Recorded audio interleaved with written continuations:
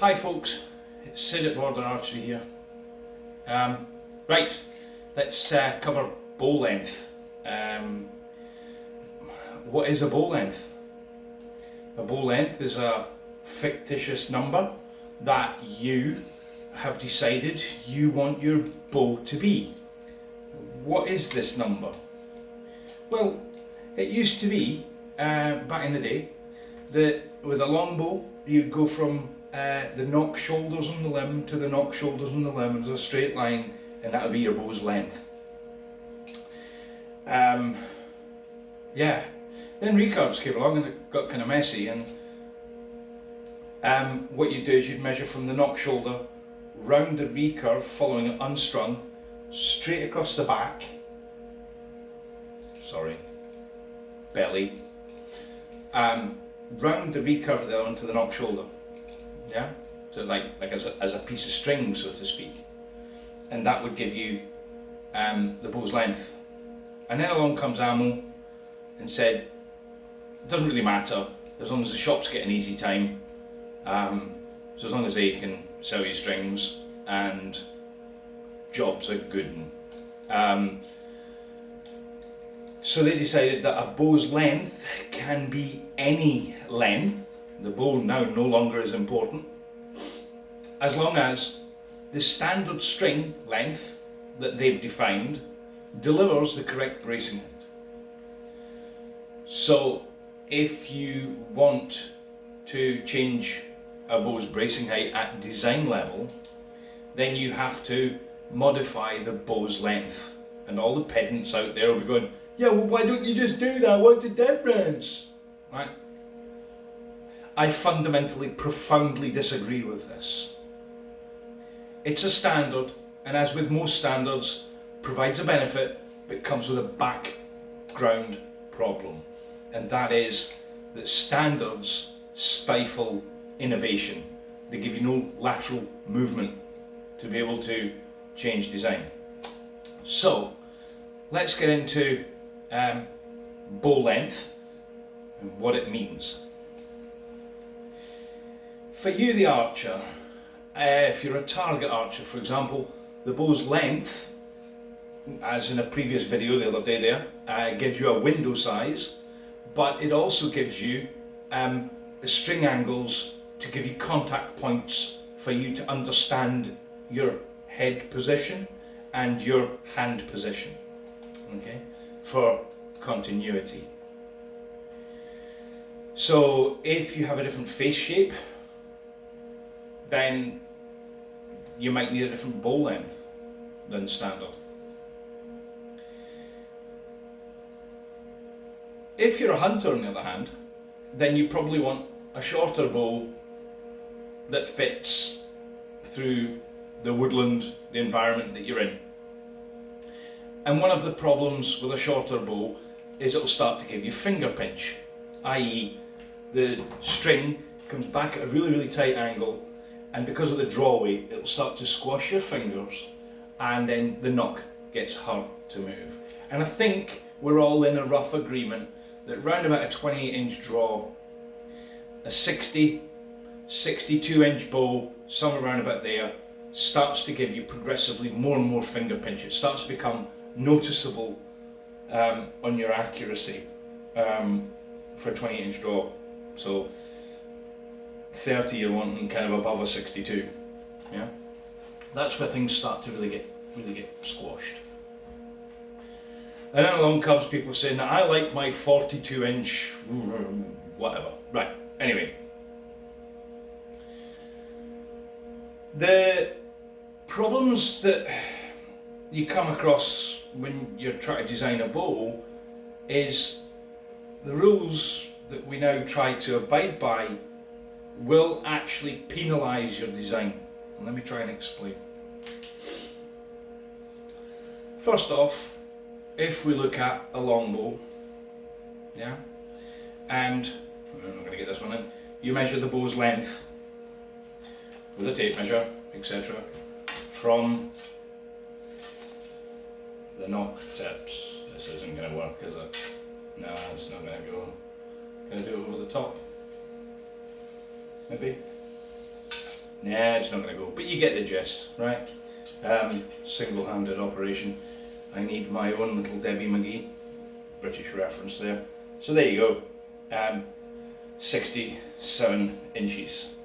Okay, so if I was to tie this scale, this tape measure, to this bow, and I was to start pulling the bow back, okay, long bows,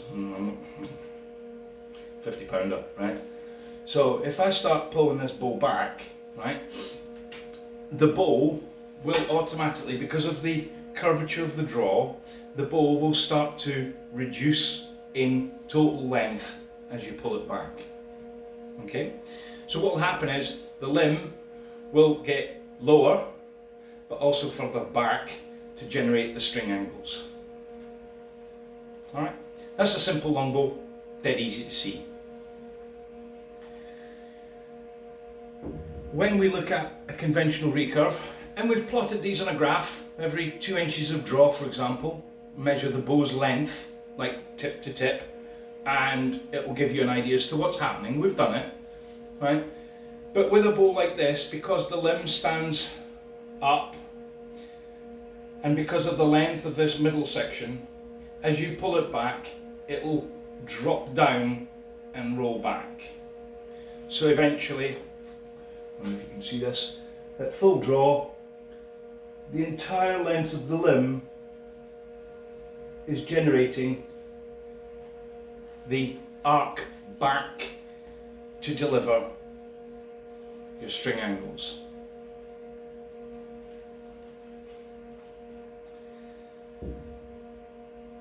Hold that thought. Now, there's a second component to this, and I'll get back to the string angles in a minute.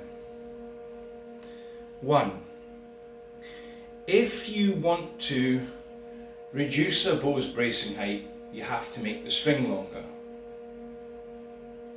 That's because the limb is a constant, the rise is a constant, but to get that lower bracing height in this triangle, you have to make this length longer so that it folds forward. That's a groovy one. Now, it's not exact, but for the sake of this, let's just say that to drop the bracing height by 1 inch, you need to extend the string by 1 inch. And what AMO basically says is that rather than changing the string, you should cut your limbs shorter so that you deliver what you need. So if you try and make a bow, bear in mind this is what, 8.5 to 9 inches, somewhere around about there is your standard geometry limb. If you want to try and make a bracing height that's 2 inches, 8.5, 7.5, 6.5, so 6.5 to 7. If you try and make the bow length, the bracing height 6.5 to 7 inches, you end up having to make your bow 2 inches shorter, which is a bow length, and that causes big problems. Because when somebody wants to buy a 60-inch bow and you're actually delivering a 58-inch bow as per the old standard of unstrung knock round across round to there, the bow's actually shorter, so you're not comparing two bows of equal length. Yeah? The old system of measuring and the new system of measuring are not compatible with the variety of designs that you can get. So that makes it a bit of a mess. When you consider, here's the irony, ILF, this isn't ILF, but you get the gist, right? So then you go back, so bear in mind, a super recurve has a bracing height the size it is. Self-lubricating machines every time they purge through. If you've got a set design, this curvature of limb, which is what kind of gives you your vertical stability, if you make more and more of the limb hooked, this gets shorter. So if this gets shorter, your bracing height gets shorter. Okay? So that's a bit of a conundrum, because if your bracing height gets shorter, you kind of have to start making your limbs a bit shorter to give the correct bracing height, because the string goes around the recurve as well, it's not just to there. So to make this bow, I would have to make the bow a size smaller. Yeah? But because the recurves sit at this angle, and as you start to pull it back, they'll actually arc up as well as dropping down. They arc up and they drop down together, and you can measure it yourself if you've got one. What will happen is it will come back in a square working envelope. Right? So if I get down to camera level, you might be able to see that. See it following that top of the machine? See? It comes all the way back to my 29-inch draw, and it's dropped, what, ½ inch on there? This bow actually gets taller before it gets shorter, and then it ends up the same basic length at full draw as it was when it started. That makes this very different to every other bow, because conventional recurves, longbows, they all get smaller straight from the first inch. These don't. So you end up with a more compact bow to start with. This is a 19-inch riser, if I remember rightly, mediums. Okay, this is our length, not ammo. This is a 19 with mediums. You can hear that one hit the floor. You can hear that one hit the floor. Look at the height difference. And yet at full draw, they almost have the same string angle. Now we've played with the length of this one's more ammo, but this one isn't. I'll explain in a minute. This bow should actually be shorter than this. So what happens is, if you want to make a recurve, now let me try and show you this one. So at full draw, that limb is pointing upwards and not backwards, which means it's not delivering draw length. Okay?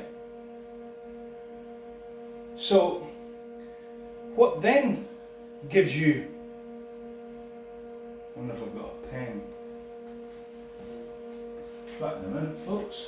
Hold on, I wonder if this will work. So if you've got a limb, greasy screen I think. If you've got a limb that does that, you can't see it, can you? I wonder if I can get a different pen. I should have prepared this one, I didn't think I was going to go this way. I didn't think I was going to go this way with the video, but what the heck. Can you see that? No? No, okay. The lightest paper I've got. A billet, right? So, if the limb comes back to achieve the string angle, okay, and then you've got another limb that, how would it go? Go up to there, right? Then to achieve the same final end point, you end up with a tighter string angle. Because of the shape of the limb, the shape of the limb isn't pointing backwards. It's pointing upwards. So it's not delivering the length. There's two things that protect the string angle. One is height, the other one is back. Big super recurves don't really point back, so they're not delivering to that aspect.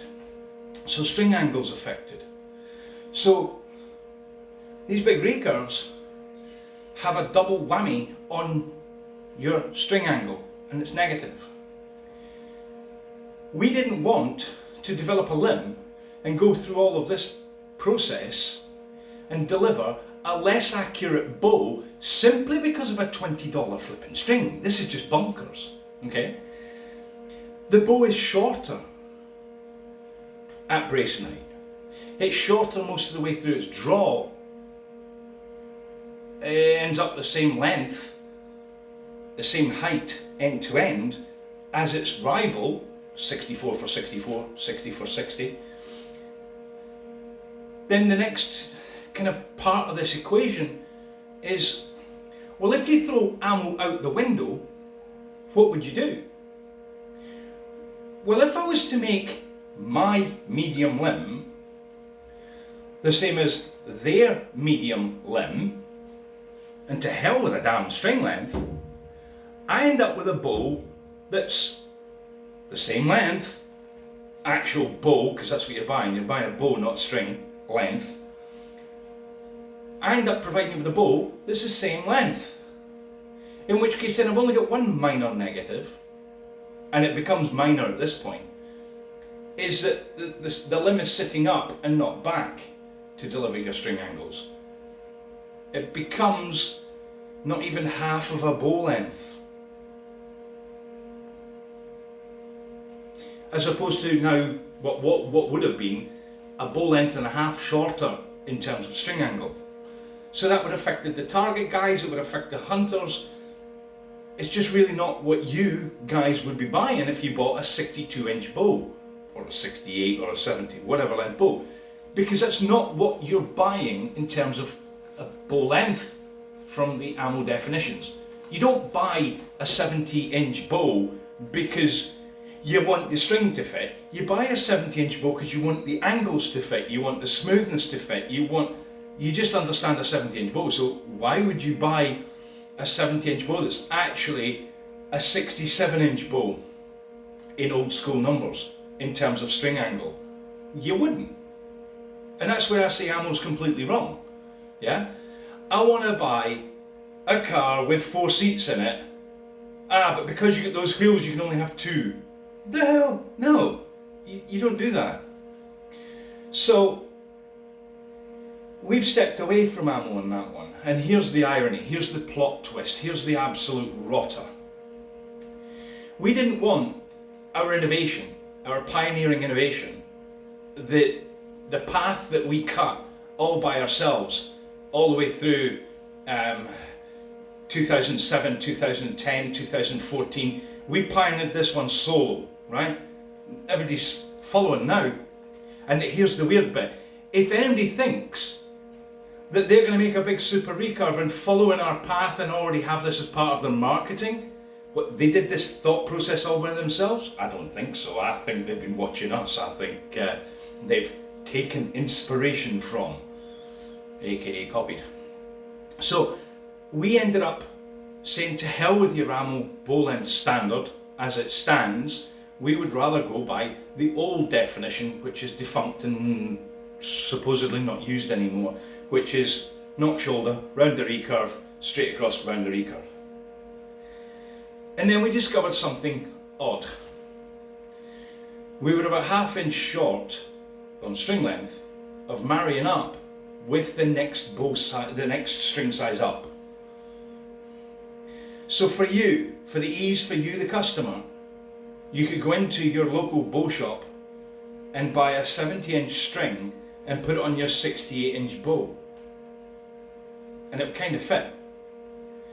Because we fiddled the size just a fraction more, about a ½ inch, quarter inch on each limb, so that we could deliver an ease of option, kind of nodding our hat towards ammo. And we understand the irony in this. We're not dumb. We haven't done this without thought and deliberation.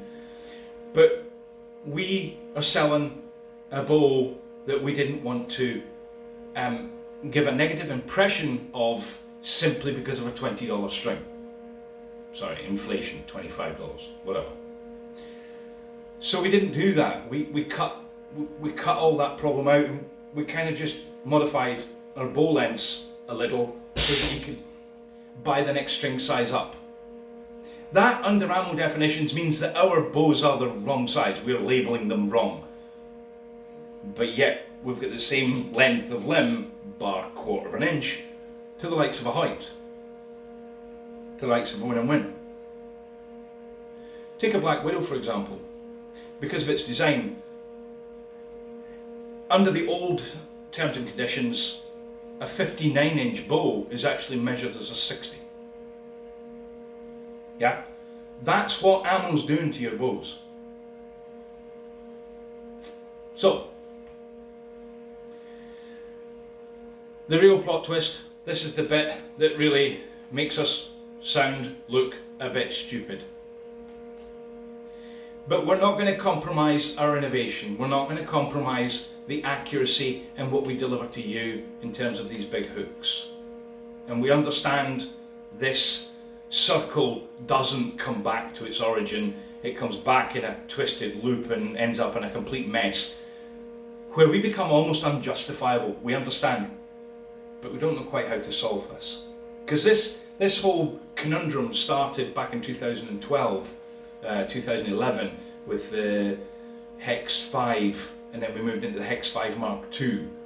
The Mark II was when we tried to capitulate to ammo. The Hex 6s we stepped away and said to hell with it all. Right?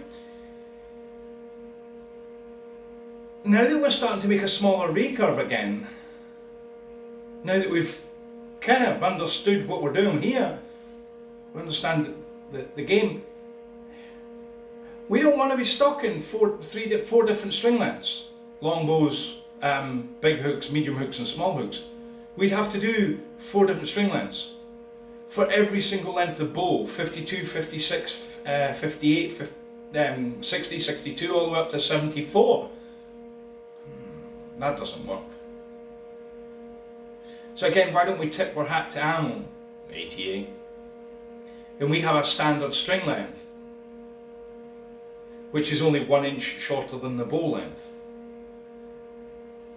And we make our CV2, our CV5 the same. So we've got a longbow string length and we've got a recurve string length. Our longbows are like everybody else's longbows, they're kind of ammo compliant, ATA compliant. And that's because everybody's in the same boat. If you want to run a 7-inch bracing height, that's what your bow ends up. If you want to run a super recurve though, it really starts to bite you in the tail. And we didn't want our bows to struggle with accuracy, all for the sake of the string. This goes right round in a full circle, and it's not something you can solve easily. And we are not going to be compromising our bigger hooks. So if, for example, it's a big static super recurve, right, then caution with finger pinch. You might need a next size up in riser, unless you want to go that route. But just caution if it's a static one, especially, because then it really doesn't roll over and give you the length. It's only giving you the height, but the height's kind of shorter because of abided by ammo. So you might want to choose the next size up, so that you can mentally have the 60-inch bow in your head, as opposed to a bow that's only 58 in real life, branded as a 60. Yeah. So just a wee word of warning on that one. Just a bit of insight. So that's bow length. It's a physical thing. It's not a marketing plot twist. It's not anything like that. It's just a physical attribute of your bow that you kind of should be aware of. And for that reason, I'm trying to tell you what we've done. Our solution to this unsolvable puzzle.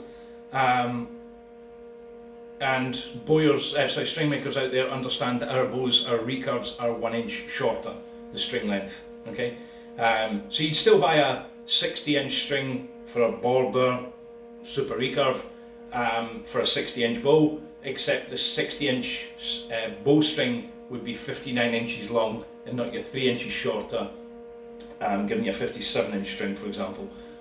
We're not quite like that. If anybody's wanting to make a string for some of these big hooks, measure the string wrap, the contact of the string on the limb, measure that and make sure your tails kind of comply. Otherwise you can end up with a bit of buzz as the string rattles inside the string groove, because the string goes skinny as opposed to being, if it's a Flemish twist.